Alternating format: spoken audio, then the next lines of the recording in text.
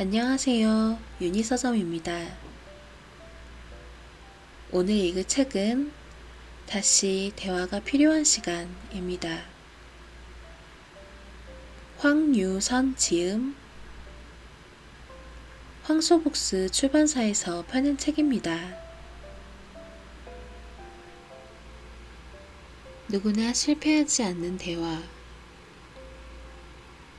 실패하지 않는 대화의 기술은 단연 경청이다. 잘 들어주는 데는 특별히 복잡하거나 어려운 기술이 필요 없다. 그저 인내심이 필요할 뿐. 간단하다. 무조건 입은 닫고 귀는 활짝 열자. 상대와 눈을 마주치고 한마디도 놓치지 않을 기세로 앉아있으면 된다. 대화할 때 상대를 먼저 의식하고 내 얘기를 뒤로 미루는 것은 어떤 경우에도 상대 마음의 문을 활짝 여는 열쇠가 된다. 그때부터는 대화의 깊이도 달라진다. 경청의 힘은 생각보다 크다. 경청에는 상대를 주인공으로 만들어주는 마법 같은 힘이 있다. 그 때문에 그 어떤 까다로운 상대를 마주하더라도 경청 전략은 일단 절반의 성공을 보장한다. 청산유수 같은 내 말보다 묵묵히 들어주는 내 행동이 상대의 마음을 여는 든든한 무기임을 잊지 말아야 한다. 우리가 흔히 말하는 뻔한 거짓말 중 하나는 난 말하는 걸 싫어해요 아닌가 싶다. 제 아무리 말하는 걸 안 좋아하는 사람도 멍석을 깔아주며 말이 길어지니 말이다. 저는 말 많이 하는 걸 싫어한답니다. 이런 얘기를 하는 사람도 정작 기회가 오면 말을 잘 멈추지 않는다. 짧게 말하겠습니다. 이렇게 장담해놓고 정말 짧게 말하는 사람도 드물다. 게다가 긴장된 상황에서는 무의식적으로 말이 길어진다. 그런 가운데 내 뜻과 달리 장황하게 횡설수설하는 실수를 하곤 한다. 상대가 대하기 어렵고 그래서 상황이 어색할 때 두근거리는 심장박동이 크게 느껴질수록 차라리 아무 말이라도 늘어놓아야 마음이 편해지기 때문이다. 그러나 이런 상황에서 내 말만 쏟아내는 것은 대화에 전혀 도움이 되지 않는다. 대화가 불편하고 어색할수록 듣는데 무게를 둬야 한다. 누구라도 자기 얘기를 잘 들어주는 사람에게는 더 많은 얘기를 들려주고 싶은 법이다. 그뿐만 아니라 2번, 3번 만나서 대화를 나누고 싶어진다. 이런 경우도 있다. 상대가 네 혹은 아니요 라고 짧게 대답하기만 한다. 당연히 나라도 말을 많이 해야 하나 고민되는 순간이다. 하지만 비록 그렇더라도 경청의 태도를 유지해야 한다. 대화의 맥락 속에서 분위기에 맞는 질문거리를 찾아 묻고 답을 듣는 형식으로 경청하는 자세를 유지하면 어느 순간 상대도 마음을 연다. 더불어 대화의 깊이와 내용도 확장된다. 이리저리 던져놓은 질문의 씨앗들이 싹을 틔워 열매를 맺는 것이다. 아무리 어려운 상황에서도 10마디를 들은 뒤 비로소 한마디를 한다는 자세만 갖춰도 그 대화를 큰 무리 없이 진행할 수 있다. 한 가지 주의할 점은 있다. 질문을 한 뒤 답을 딘득하게 듣지 못하고 불쑥 끼어드는 것이다. 상대가 한마디 대답을 할 때 나도 모르게 2~3마디 말하지 않도록 주의하자. 내가 경청하지 않으면 대화에 담겨야 할 상대의 목소리와 의견은 사라진다.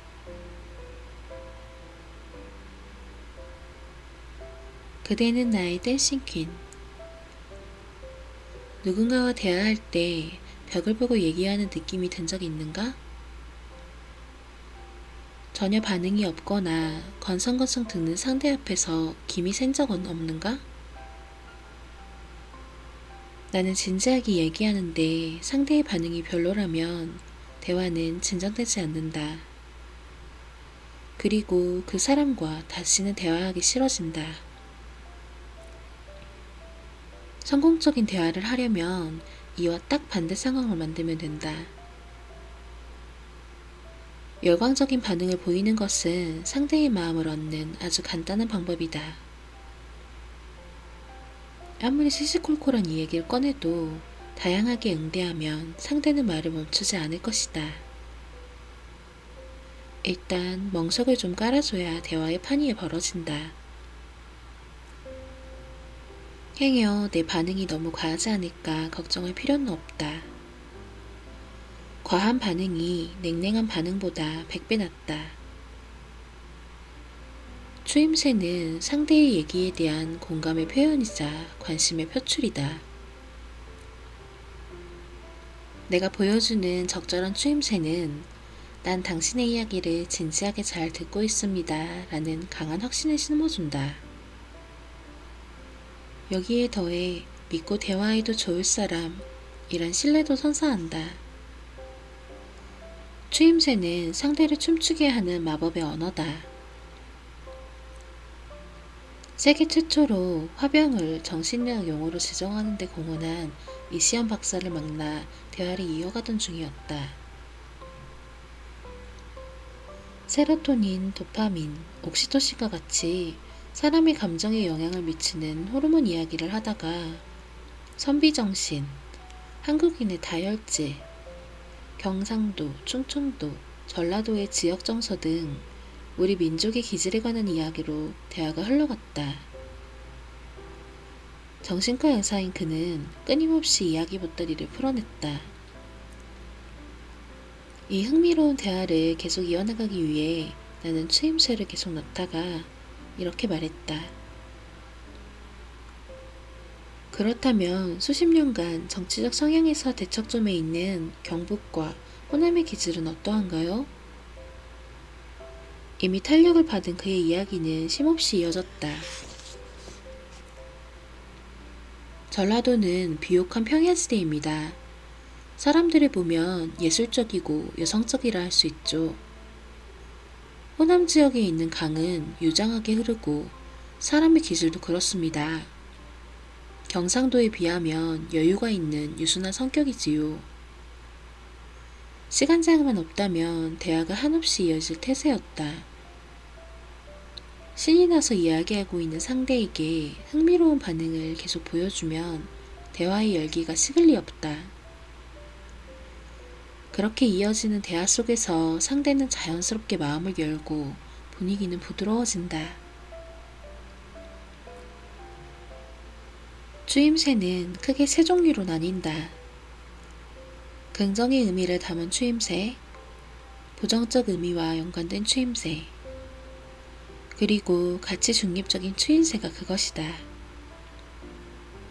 긍정의 추임새는 이렇다.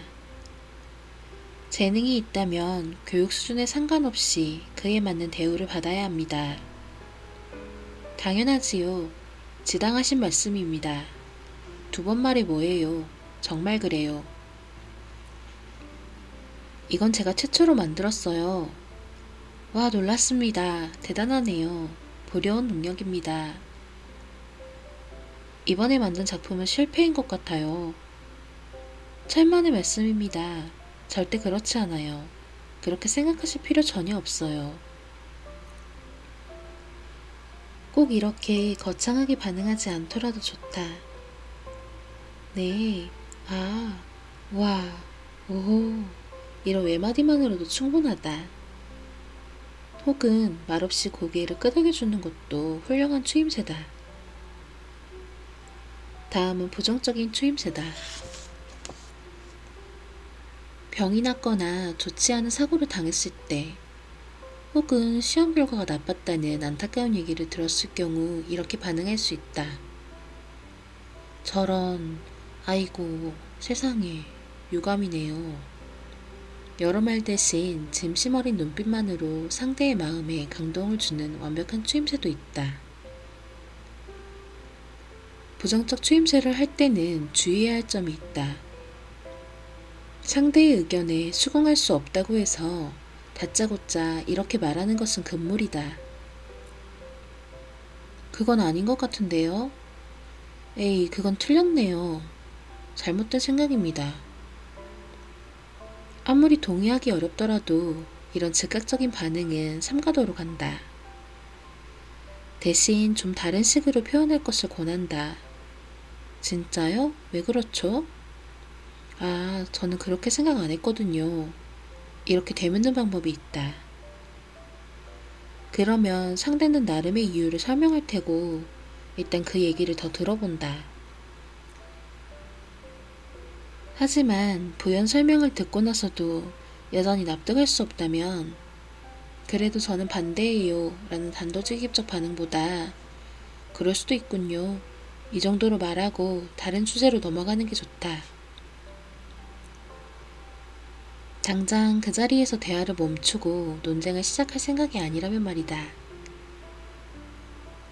그럼에도 불구하고 정말로 부정적인 반응을 드러내고 싶다면 가치 중립적 추임새가 최고다. 네. 좋은지 싫은지 속내를 명확하게 드러내지 않는 것이다. 시큰둥하지만 간단한 이 추임새야말로 대화를 끝내지 않는 가장 지혜로운 한마디다.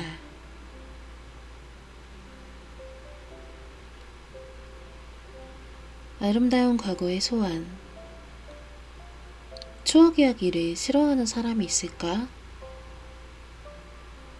옛 친구들을 만나면 과거에 있었던 이야기를 하고 또 한다. 할 때마다 별 새로운 내용이 없으면서도 얘기가 즐겁다. 기쁜 추억이기 때문이다. 아무리 곱씹어도 지루하기는커녕 행복한 에너지가 쏟아난다. 그래서 우리는 오래된 인연을 소중히 여기고 오랜 친구와 지인을 좋아한다. 내 추억을 들어줄 수 있는 대화 상대는 언제나 환영이기 때문이다. 그리 친하지 않은 상대를 만났을 때도 추억을 꺼내고 그 이야기를 듣는 상황이 되면 친근한 대화가 가능하다. 단 주의할 점이 있다. 그 추억이 지금의 상대에게 아름다운 것이어야 한다. 내용이 좋거나 결과가 좋은 추억 말이다. 그 누구도 이른바 흑역사 앞에서 마냥 즐거울 수만은 없다. 더구나 친하지도 않은 사람이 자신의 흑역사를 들춰낸다면 그 대화는 고통의 시간이다. 이재호 전 의원을 만나 대화를 나눌 때였다. 그는 거물 정치인이고 이명박 전 대통령 정부에서는 명색이 정권의 2인자였다. 얘기를 나누는 게 어렵지는 않았지만 자칫 내가 위축되어 너무 딱딱하고 일방적인 대화로 끝나버리지는 않을까 염려스러웠다. 그럴수록 좀 친근한 분위기에서 대화하고 싶었다. 막상 만나고 나니 이 전 의원은 성격이 호탕하고 밝아서 분위기가 가라앉지는 않았다. 하지만 아무래도 정치 얘기를 할 수밖에 없어 다소 무거운 느낌이 들었다. 대화 도중 나는 당시 이재호 전 의원과 함께 원외 정당인 늘푸른 한국당의 공동대표를 맡고 있는 최병국 대표 이야기를 꺼냈다. 늘푸른 한국당 최병국 공동대표와는 악연으로 만나지 않았나요? 지금은 어떻게 함께하고 있는지요? 최 공동대표는 공안검사 출신이고 과거 이 공동대표를 구속시킨 이력이 있었다. 어찌 보면 둘의 관계는 악연으로 시작됐다.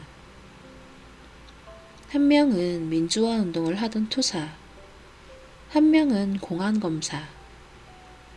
둘의 이야기는 가히 영화만큼이나 파란만장했다. 기가 막힌 인연이지요. 내가 5번이나 구속됐습니다. 마지막 감옥 갈 때 나를 잡아넣은 사람이 지금 공동대표인 최병국 당시 서울지검 공안부장이었고요. 그때 서울지검 공안부 멤버가 쟁쟁했지요. 최병국, 황교안, 박한철 등이 거기 있었어요. 당시 나를 구속하면서도 최병국 부장과 팀원들이 나한테 잘했습니다. 자리와 입장이 있으니 어쩔 수 없었지만 이재우에게 너무 미안하다는 생각을 한 것 같아요. 이재우 전 의원에 의하면 본인과 최 대표가 가는 길은 완전히 달랐다. 하지만 둘 사이에는 각기 공통된 정의감이 있어서 통했다고 한다. 게다가 이 전 의원의 아들 결혼식 때는 최 공동대표가 주례를 서기도 했다. 이명박 전 대통령과 박근혜 전 대통령이 한나라당에서 경선을 할 때였지요. 나는 MB캠프의 책임자였어요. 최병국 의원은 공안검사 출신이라 박근혜 캠프에서는 당연히 그쪽으로 갈 거라고 생각했어요. 그때 내가 최 의원에게 형님 나하고 같이 가야지 어디 가십니까? 했더니 그래 이재우하고 같이 가야지 하면서 결국 나를 따라왔습니다. 그렇게 박근혜 캠프에 찍혀서 18대, 19대 국회의원 공천에서 떨어졌지요. 완전히 드라마입니다. 이런 의리의 투합으로 엮인 두 공동대표의 지난 세월은 분명 한국 현대사의 한 부분이었다. 이재호 전 의원은 추억을 이야기하면서 시종일관 흐뭇하고 행복한 미소를 지어 보였다. 그 추억에 대해 먼저 묻고 그로부터 다양한 뒷이야기를 듣고 나니 나 역시 이 전 의원과 역사여행을 떠난 듯 했다.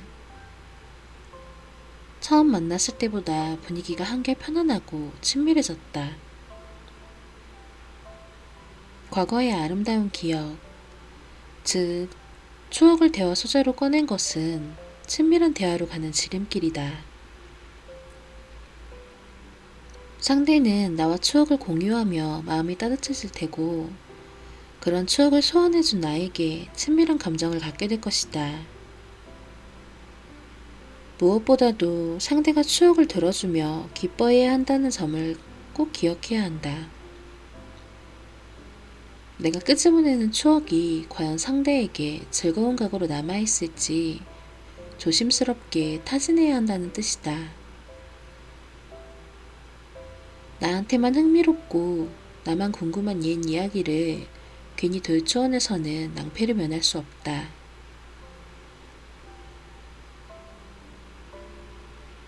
조연보다 대단한 조연. 상대를 대화의 중점에 두는 것은 친밀한 분위기를 이끌어가는 데 기본이다. 까다로운 스타일의 상대일수록 내가 맞춰야 할 지점이 많을 것이다. 이 경우도 친밀한 대화를 나누고 싶다면 상대는 주인공, 나는 조연임을 되새겨야 한다. 내 개성은 잠시 잊고 상대의 개성만 생각하자. 누군가와 대화하면서 상대를 주연으로 두고 내가 조연을 자처하는 것은 나쁘지 않다. 예를 들어 남 얘기는 듣지 않고 자기 말만 신나게 하는 상대를 만났다고 치자. 얄밉고 불쾌할 수도 있지만 그럴 땐 그냥 실컷 들어주면 된다. 그는 대화의 주인공이기 때문이다. 또 본론은 언급하지 않고 소론만 긴 상대도 있다. 배경 설명이 너무 장황해서 그 말을 다 들어주노라면 맥이 빠지고 지친다. 대화가 아니라 거의 독백 수준이다. 그럴 때도 끊임없이 맞장구를 쳐주자. 그가 대화의 주인공으로서 주연 역할에 충실하는 것이라 생각하자. 충분히 들어주고 나서 본론이 무엇인지 상기시켜도 늦지 않다. 대한민국이 정치적 이슈로 한창 혼란스러울 때 언론학회 회장이었던 중앙대학교 이민규 미디어 커뮤니케이션 학부 교수의 대담 인터뷰를 진행했다. 당시는 언론계 파업이 이어졌고 언론인에 대한 해임과 복직 등 현안이 많은 시기였다. 자연스럽게 우리의 대화는 언론학자들의 시국 성명 발표, 학자의 정치 타면 논란, 언론의 평양성, 분열된 여론 등 무거운 주제로 시정일간 이어졌다. 이 대화를 지루하지 않게 풀어나가기 위한 나의 역할은 철저한 조연이었다. 해임된 전 MBC 김장겸 사장은 언론학자들이 발표한 단체 성명을 정치적 행동이라고 하였습니다. 언론학회 소속 언론학자들이 MBC 사장과 KBS 사장은 언론의 공정성에 대한 책임을 지고 물러나야 한다는 성명서를 발표한 일을 언급한 것이었다. 그는 이렇게 답했다. 언론이 올바로 서야 민주주의가 올바로 섭니다. 워낙 가짜뉴스가 많고 확증적 편향과 필터 버블에 의해 자기가 믿고 싶어하는 정보만 접하는 시대가 되었습니다. 정확하고 공정하며 객관적인 정보를 전달하려는 노력이 정치권에 의해 훼손되는 것을 언론학자들이 그저 두고 볼 수만은 없었을 것입니다. 위기의 시대일수록 정확한 정보, 학문과 언론의 자유가 더 중요하지요. 신방과 교수였던 나 역시 언론학회 회원이었다.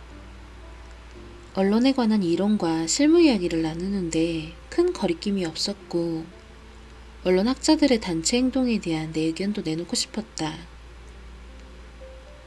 확증 편향이나 필터버블 같은 학술적 표현에는 내가 알고 있는 사례를 덧붙이며 펼칠 주장도 많았다. 하지만 나는 이민규 학회장 이야기를 듣는 일에 더 충실했다. 대화를 좀 더 긴밀하게 이어가기 위해서였다. 그렇잖아도 대화 소재가 딱딱한데 거기에 내가 아는 얘기를 들먹이며 내 존재감까지 뿜어낼 필요는 없었다. 이민규 학회장의 페이스를 그대로 따라감으로써 인터뷰를 끝까지 부드럽게 마칠 수 있었다.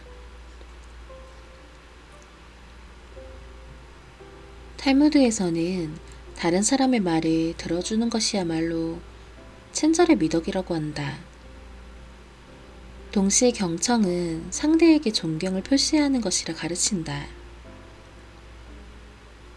내 존재감을 기꺼이 내려놓고 상대 이야기를 경청하는 것은 단순하게 수동적인 태도가 아니다.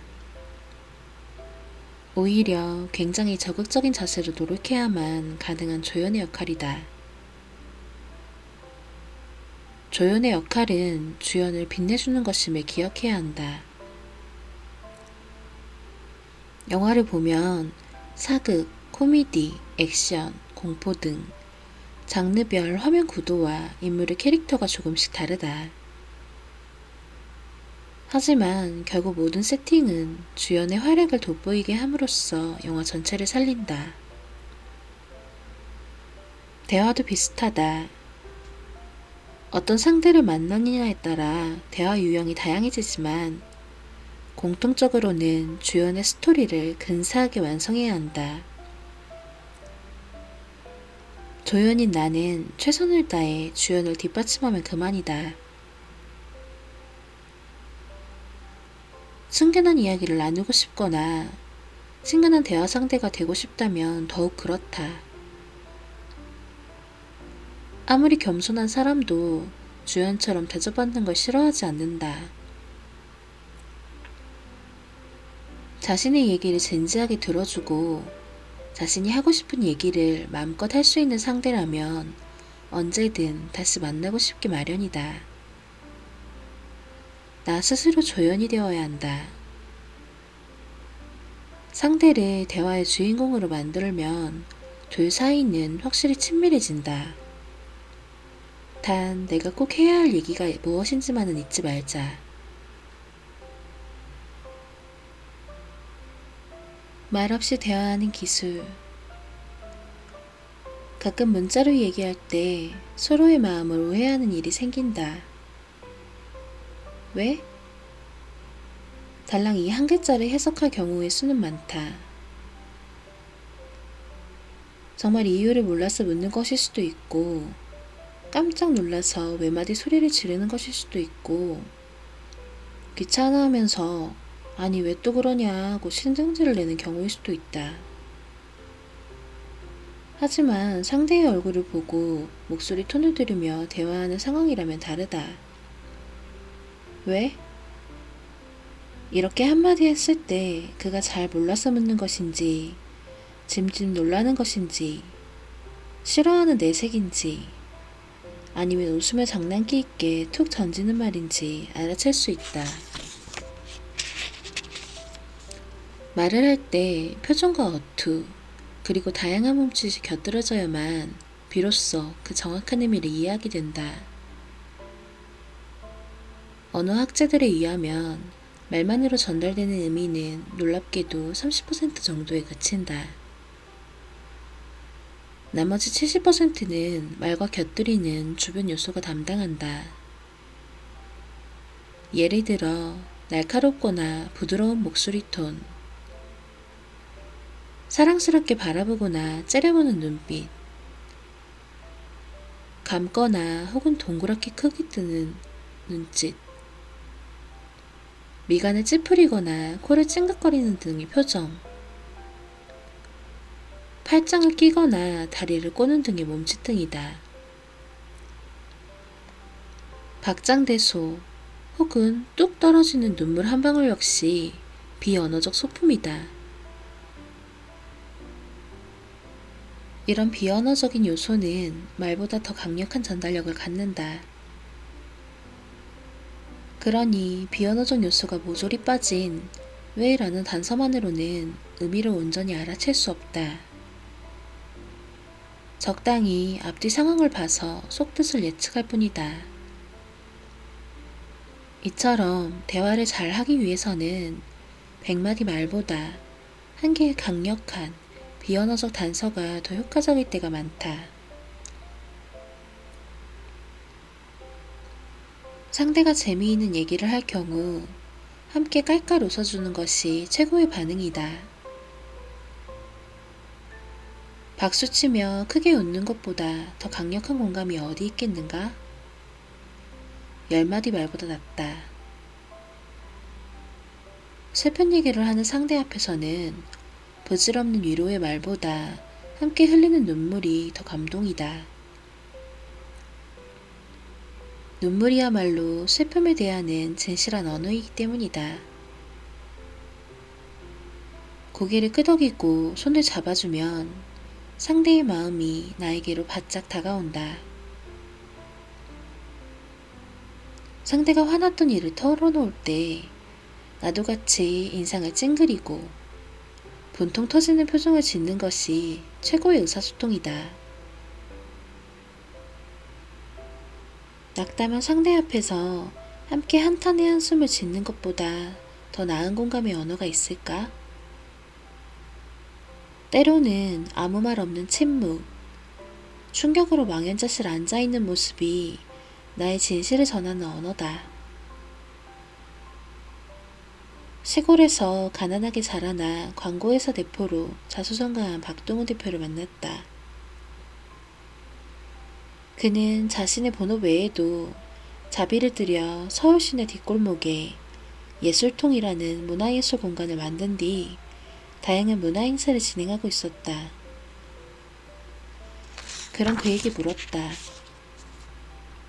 평소 예술에 조예가 깊었나 봅니다. 그의 답은 비현실적으로 들릴 만큼 놀라웠다. 아닙니다. 나는 고개를 몇 개나 넘어야 갈 수 있는 외진 산골에서 살았어요. 수학교재에 쓰인 캐러멜이라는 단어를 보고 그게 도대체 무엇인지 궁금할 정도였으니 말이죠.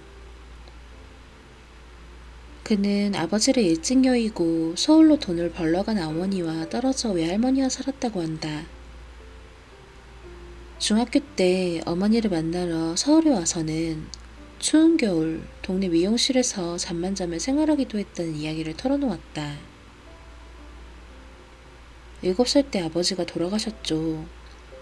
어머니는 돈 벌러 서울 가시고 난 외할머니랑 살았어요. 늘 가난했습니다. 중학교 때 서울에 와서 어머니를 만났지만 집이 없어 포장마차에서 지냈습니다. 박 대표의 이야기를 들으며 나는 표정으로만 대화했다. 굳이 이런 말을 할 필요가 없었다. 어머, 그랬어요? 정말 슬프네요. 정말로 감동적인 스토리군요. 옛날 고생했던 이야기를 덤덤하게 털어놓는 극적인 상황을 망치고 싶지 않았다. 상대의 눈을 바라보고 감동하며 듣는 내 표정만으로도 대화는 충분히 무르익었다. 박 대표는 자신의 개인적인 이야기를 더 이어갔다. 본인이 아끼던 카메라와 악기를 팔아서 예술통 건립 자금을 마련했다는 에피소드였다. 어느 날 내가 빚이 많은 사람이라는 생각이 들었어요. 나는 광고 사업으로 돈을 벌었는데 대학 학비를 내거나 책을 산 적도 없었지요. 을지로와 충무로가 내 학교였고 가게 사장님들이 내 선생님이었습니다. 그때까지 내가 수집하고 아끼던 카메라와 악기를 팔기 시작했죠. 당시 희귀 카메라 등을 많이 갖고 있었는데 그것들을 판매해 4억 원 넘게 만들었습니다. 본인이 사회로부터 받은 게 많고 그것을 곧 자신의 빚이라고 여겼다는 것이다. 이런 놀라운 이야기를 들으면서도 나는 진짜 대단하시네요. 어머나, 어찌 그런 결정을 하셨나요? 이런 말보다는 와, 감탄과 함께 눈을 동그랗게 뜨며 놀랍다는 표정을 지었다. 물론 연출된 표정은 아니었다. 저절로 나온 탄성이었다. 사실 나는 여러 가지 미사억으로 상대의 결단을 칭찬할 수도 있었다. 하지만 그러지 않았다. 표정으로 반응하며 듣는 게 더 강력한 메시지라는 걸 알았기 때문이다.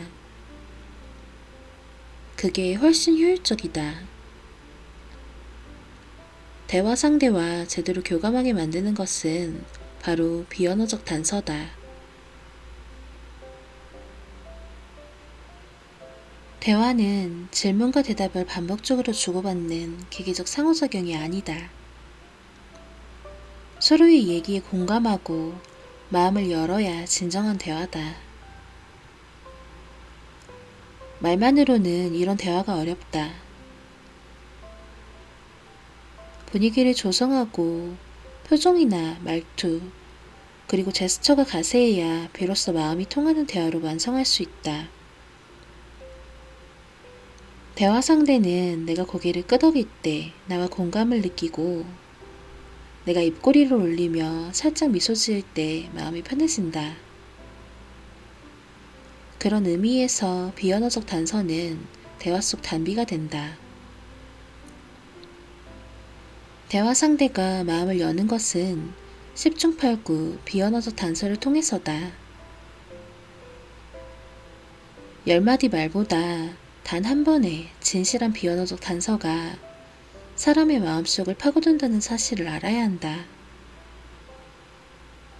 상대가 마음을 열고 나에게 친근감을 느끼는 건 일순간이다.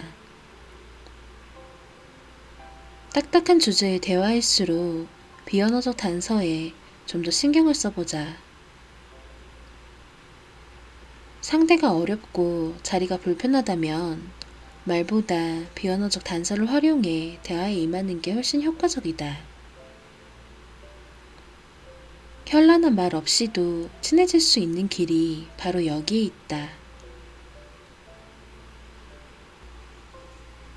몰라도 좋아, 참신하니까. 상대가 전문가이고 나는 비전문가일 때 보통은 대화가 안 풀리거나 어렵다. 괜히 주눅이 들어서 잘 아는 내용도 생각이 안 나고 말 한마디도 조심스러워 입이 잘 안 떨어진다. 난 영락없이 볼품없는 모양새를 취하며 기가 죽는다. 그저 상대의 이야기만 잠자코 들을 뿐이다. 하지만 생각을 좀 바꿔보면 전문가와 이야기할 때 기죽지 않고 당당하게 대화에 임할 여지는 충분히 있다. 우선 포기할 건 좀 하고 내려놓는 자세가 필요하다. 없는 지식을 앞세워 대화를 이끌어보겠다는 의지는 아쉽지만 버려야 한다. 전문가가 아닌 이상 아무리 노력해도 상대보다 더 꼼꼼하고 세심한 내용으로 대화를 이끌 수는 없다. 내가 아무리 애써봐야 상대의 전문성은 나에게 넘을 수 없는 벽이다. 그러니 현실을 인정하는 건 빠를수록 좋다. 괜한 무모함으로 아는 척해봐야 대화를 엉뚱한 방향으로 몰아갈 뿐이다. 그럴수록 나만 우스꽝스러워진다. 이럴 때 챙겨야 할 요소는 양념이다.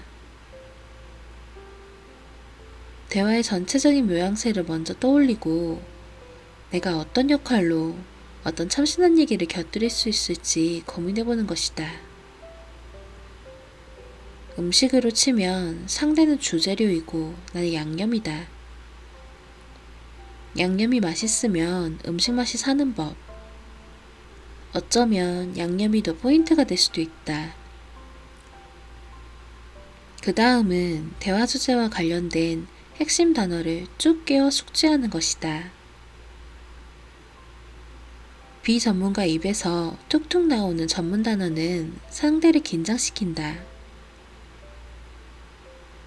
상대가 이런 내용은 모르겠지 라고 생각하던 차에 듣고만 있던 내가 꽤 전문적인 단어를 사용하면 내심 놀랄 수밖에 없다. 의외로 전문 지식이 많은 것 같네. 나도 좀 더 신중하게 이야기하겠군. 상대로 하여금 이런 생각이 들게끔 해야 한다. 이른바 전문 지식 벼락치기 전략이다. 마지막은 상대에게 익숙하지 않은 질문을 던지고 그 답을 흥미롭게 듣는 것이다. 전문가인 상대는 이제껏 자신한테 익숙한 프레임으로 대화를 이끌었을 것이다. 하지만 전혀 새롭고 참신한 질문을 받는다면 대화의 방향이 확연히 달라진다. 우리에게 낯선 직업인 식생활 소통 전문가 아는금주 빅팜컴퍼니 대표를 만났다. 팔도광산을 직접 누비며 각종 식재료를 연구하고 농민들과도 소통하며 식문화 관련 사업을 운영하는 전문 CEO였다. 내가 비록 요리에 좀 관심이 많다고는 해도 안 대표 앞에서 내 지식은 차라리 말 안 하느니만 못했다. 나의 전략은 식문화, 식재료, 농업 등의 이슈를 직접 다루기보다 간접적이고 참신한 관점으로 대화를 이끌어 나가는 것이었다. 대구 경북은 정치적으로도 보수 색채가 있는데 음식도 그런가요? 안 대표로서는 정말 한 번도 들어보지 못한 질문이 아니었을까 싶다. 경북 내륙은 유교 성향 문인들의 집단 문화가 짙답니다. 관혼상제, 통과의례 예법을 규율화해서 제사음식 등에 적용했지요. 하나의 양반 문화로 따라갈 수 있도록 말이지요. 물류가 발달하며 섞였을 뿐 예전 산간지역은 외부와 교류가 잘 이루어지지 않았어요. 경북 내륙의 맛을 표현하자면 스타카토와 같이 찌르는 맛이에요. 음식을 먹었을 때 이것은 마늘, 이것은 고춧가루, 이런 식으로 확실해야 합니다. 뭉근한 맛보다 딱딱 제 맛이 드러나야 합니다. 네 맛도 내 맛도 아닌 맛은 안 되지요. 정치 성향과 음식 문화를 함께 논한 안 대표의 대답도 재미있었지만 이런 대화를 끌어갈 수 있었던 것은 얌전같이 참신한 화두를 던진 덕분이었다. 호기심에서 이어진 흥미진진한 대답을 들은 것만으로도 비전문가인 나는 역할을 충분히 다한 셈이다. 대화의 방향을 좀 더 내 의대대로 가져갈 수 있다면 좋은 일이다. 하지만 그것을 누가 이기고 지고의 문제로 여기며 주도권에 집착한다면 그 대화의 결과는 뻔하다. 대화에서 너무 전투적일 필요는 없다. 전문가와 대화할 때는 기본적으로 잘 듣는 데 중점을 두겠다는 자세가 바람직하다. 상대의 얘기를 충분히 몰입해서 잘 듣고 그가 무슨 말을 하려 하는지, 즉 이야기의 핵심이 무엇인지 찾아내는 연습은 아주 유용하다. 이로써 새로운 질문을 찾아내고 미처 몰랐던 포인트를 잡아내는 능력을 키울 수 있다. 전문가와 대화할 때는 간혹 주제에서 살짝 빗나간 질문을 던짐으로써 분위기를 전환하는 것도 좋다. 예상외의 재미난 이야기를 들을 수도 있기 때문이다. 비전문가의 시각으로 상대가 깜짝 놀랄만한 반전을 제시할 수 있다는 뜻이다. 사실 이런 양념 같은 이야기를 끌어내는 것이 대화의 능력이다. 나는 당신의 고민이겠사. 당신의 고민은 무엇인가? 사람에게는 최소한 한두 가지 고민이 있게 마련이다. 사소한 고민거리일 수도 있고 중대한 고민일 수도 있다. 당장 내 눈앞에 대화 상대에게도 고민과 걱정거리가 있다. 연세가 좀 있는 상대라면 건강 관련 고민거리가 있을 확률이 높다. 당뇨병, 고혈압, 심장, 순환기계 문제, 아니면 근력 약화로 움직임이 불편할 수 있다. 젊은 여성이라면 결혼, 취업, 출산, 육아 및 직장생활 등이 이슈일 것이다. 중년 남성은 승진, 퇴직 후 노후 설계, 자녀와의 대화 단절, 자녀의 진료, 과도한 교육비를 걱정하고 있을지 모른다.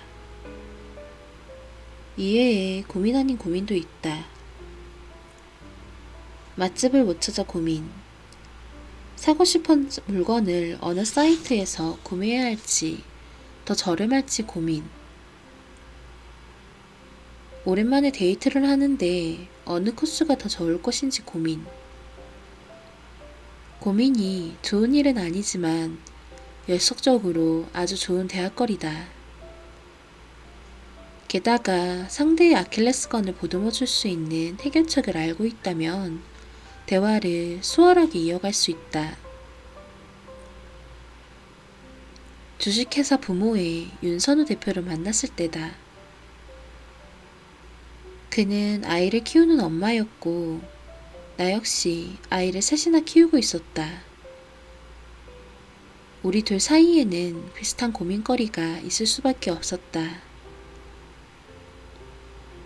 아이가 학교 생활을 잘 하는지, 적성은 제대로 찾고 있는지, 부모로서 어떻게 해주는 것이 아이를 위한 길인지 등등. 한국 엄마들의 본표적 고민거리에 워킹맘의 고민거리도 있었다. 그래서 윤 대표를 만나는 순간 나와 잘 통할 것으로 확신했다. 몇 마디 인사말을 나누고 나니 역시나 윤 대표는 아이와 더 많은 시간을 보내지 못해 미안해하는 눈치였다. 나는 이런 말로 대화를 이어갔다. 바쁜 엄마라서 미안해할 이유는 없어요. 아이는 아이의 삶, 엄마는 엄마의 삶을 사는 것이고 모든 엄마의 사랑은 똑같이 위대하죠. 북유럽 엄마들의 육아에 대한 책을 쓴 나는 내가 경험한 외국 엄마들의 양육 철학을 소개하면서 처음 만난 윤 대표와 자녀 교육 이야기를 이어갔다. 윤 대표가 평소 아이를 키우며 느끼는 어려운 점에 대해서도 귀 기울여 들었다.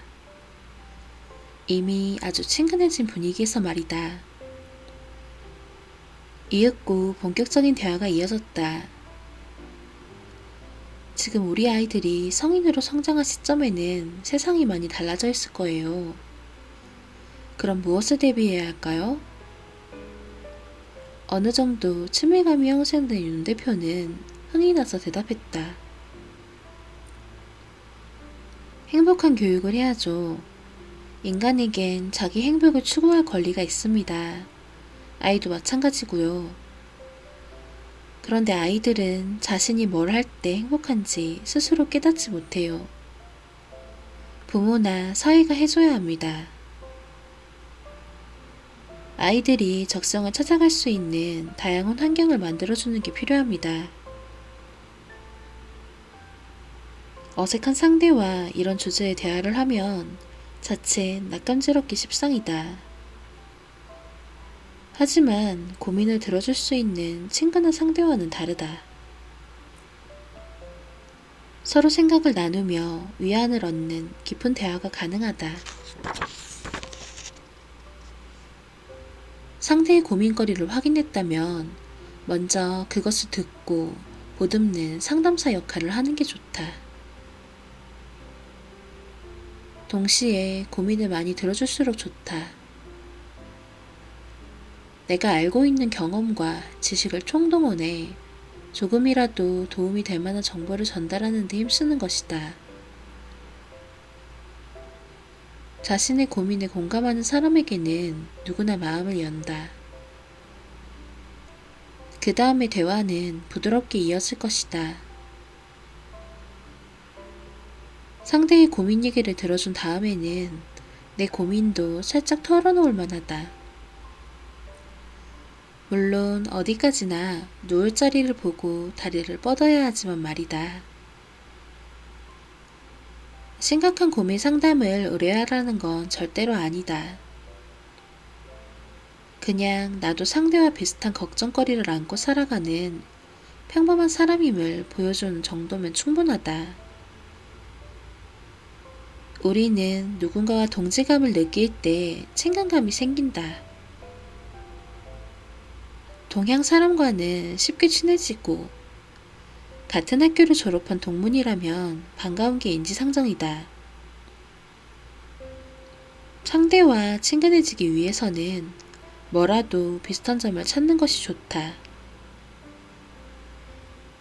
특히 고민거리가 비슷하면 더 쉽게 친해질 수 있다. 내 아픔이 상대도 겪는 아픔인 걸 알면 심리적 거리는 좁혀진다. 단, 상대의 아킬레스건에 대해서는 절대 비밀 유지를 해야 한다는 걸 명심하자. 아무리 나와 비슷한 고민거리를 갖고 있더라도 프라이버시는 존중해야 한다. 이런 조심스러운 접근을 잇는다면 자칫 철천지 원수가 될 수도 있다. 무엇을 들을지는 나의 선택. 상대가 내 이야기에 빠져들면 대화 주도권은 자연스럽게 나에게 온다. 빠져들게 하는 것이 어려울 뿐이다. 배꼽 적게 우스운 이야기를 해야 하나? 남들은 모르는 특급 정보를 알려줘야 하나? 주도권 잡으려고 괜히 무게를 잡거나 과장된 허언을 늘어놓는 것은 최악이다. 처음엔 혹할지 모르나 오래가지 못한다. 내가 원하는 대로 대화를 이끌려면 스토리텔링 기법이 좋은 방법이다. 재미있는 이야기를 하는 느낌의 스토리텔링 화법은 자연스럽게 상대방을 집중하도록 만든다. 아무리 짧은 대화라 하더라도 그 안에 스토리가 있으면 상대는 내가 구성한 이야기 속으로 빠져든다. 그렇다면 스토리는 어떻게 만들까? 다짜고짜 동화를 지어낼 수도 없는 노릇이다. 대화를 이야기처럼 전개하기 위한 기본 법칙이 있다. 대화 속에 기승전결을 넣는 것이다. 우리가 국어 시간에 한 번쯤 배웠던 바로 그 기승전결 말이다. 처음에는 분위기를 좀 깔고 점점 고조시키다가 짜잔 하고 절정에 다다른 뒤 멋지게 마무리하는 것이다. 기승전결을 가미한 대화에는 적당한 호기심과 긴장이 쏟아나기 마련이다. 상대가 점점 대화 속으로 몰입하면 내 존재감은 커진다. 아무리 짧더라도 대화 속에 스토리를 담는 것은 해볼 만한 효과적인 기술이다. 마치 3분짜리 다큐멘터리를 제작하듯 대화 전개를 먼저 구성해보는 것이다. 물론 스토리텔링 형식의 대화에 익숙하지 않은 사람은 시간이 좀 오래 걸릴 테지만 말이다. 그런데 이 스토리를 꼭 내가 표현할 필요는 없다.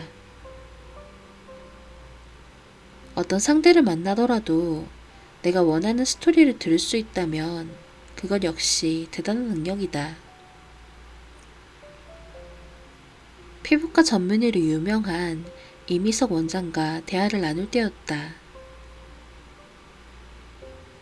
피부에 관한 정보는 전 국민 누구에게나 관심사다.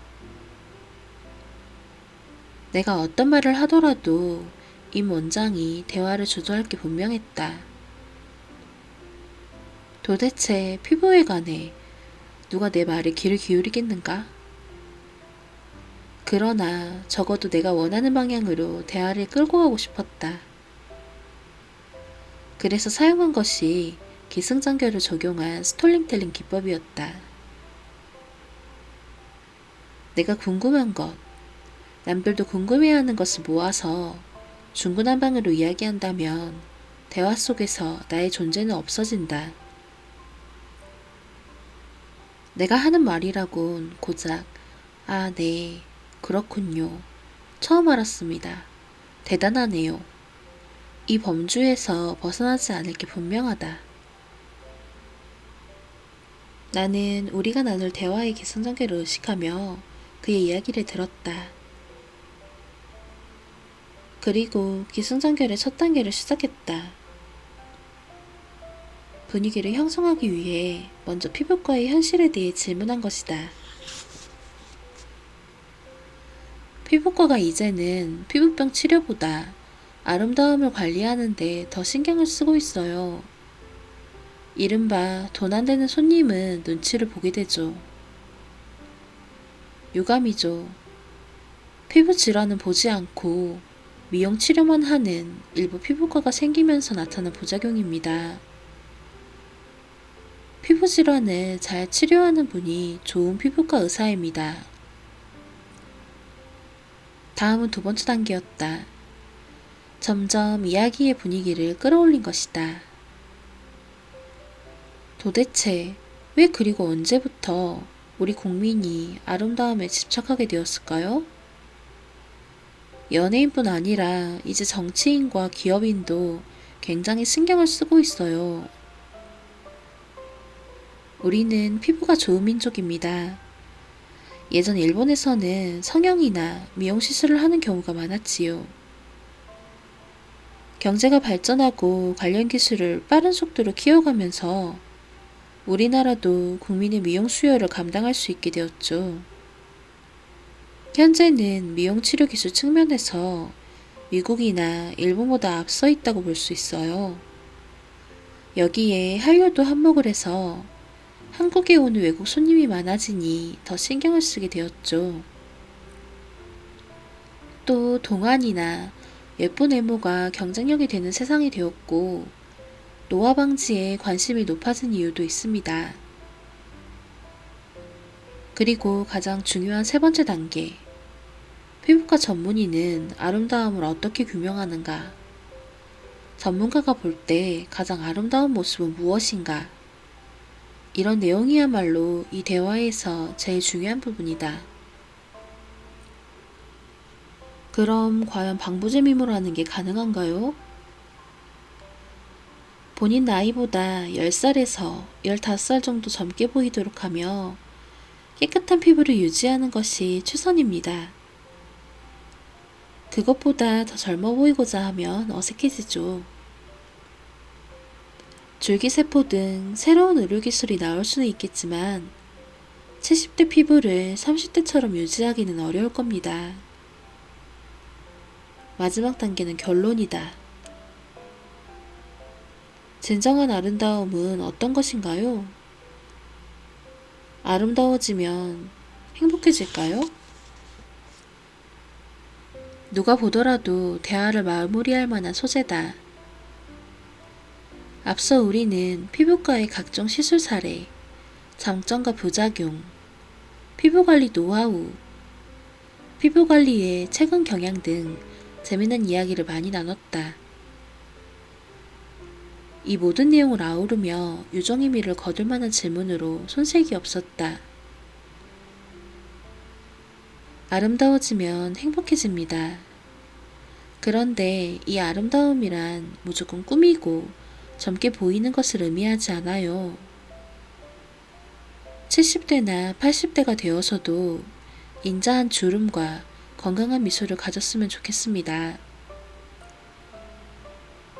그런 표정을 지닌 부부의 사진을 가지고 있어요. 그런 것이 정말 아름다움이라고 생각합니다.